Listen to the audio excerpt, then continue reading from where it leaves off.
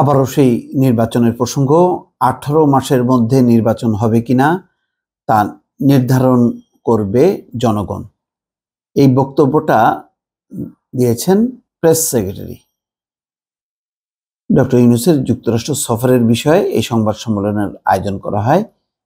প্রধান উপদেষ্টার press secretary Shafiqul Alam বলেছেন, কতদিনের মধ্যে আগামী নির্বাচন হবে, 18 মাস নাকি 16 মাস, এটা ঠিক করবে দেশের জনগণ।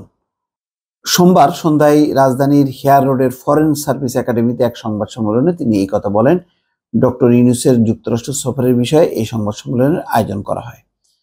প্রেস সেক্রেটারি শফিকুল আলম বলছেন, বিশ্ব নেতারা রাষ্ট্র মেরামতের বিষয়ে সমর্থন জানিয়েছে। এই অবস্থায় রাষ্ট্র সংস্কারে 6টি কমিশনের কাজ শুরু হয়েছে। ওয়ার্ল্ড ব্যাংকও বলেছে যে তারা এই সংস্কারের শর্তে $350 কোটি তারা দেবে।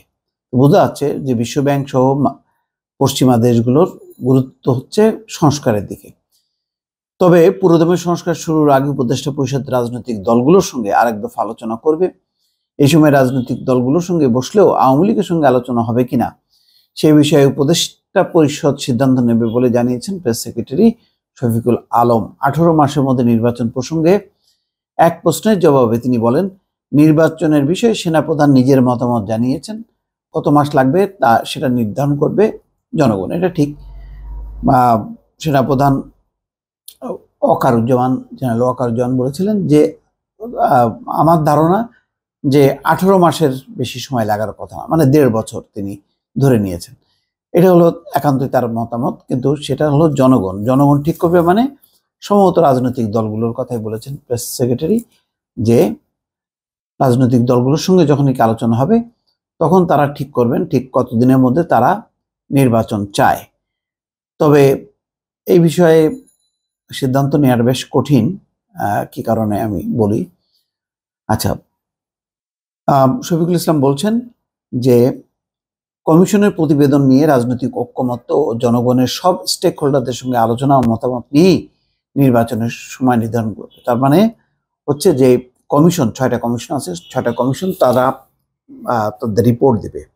সেই রিপোর্টগুলো নিয়ে মতামত ঐক্যমত্য হইতে হবে রাজনৈতিক দলগুলো যদি বলে যে হ্যাঁ ঠিক আছে, এই সংস্কার অসুবিধা নেই, আমরা মানি, তারপরেই হচ্ছে নির্বাচনের তারিখ, এবং সেটাও রাজনৈতিক দলগুলোর সাথে আলোচনা করা। তো বোঝা যাচ্ছে যে এই পথ পরিক্রমা খুব সংক্ষিপ্ত সময় না, আবার যে এটা খুব লম্বা সময় যাবে, উপদেষ্টাদের কোনো দুরভিসন্ধি আছে যে লম্বা সময় থেকে যাওয়া, সেটাও আমার ধারণা না। তবে তারা চায় যে একটা যৌক্তিক সংস্কার, যেটা ডক্টর ইউনূস বলেছেন যে কোনোভাবেই ব্যর্থ হওয়া যাবে না। তার মানে তারা যে মিশন নিয়েছে সেই মিশনটা তারা ফুলফিল করতে চান, একটা চমৎকার একটা সংস্কার প্রস্তাব দিয়ে যেতে চান, যেটা রাজনৈতিক দলগুলো তারা ব্যবহার করবে। দর্শক ভালো থাকবেন, আল্লাহ হাফেজ।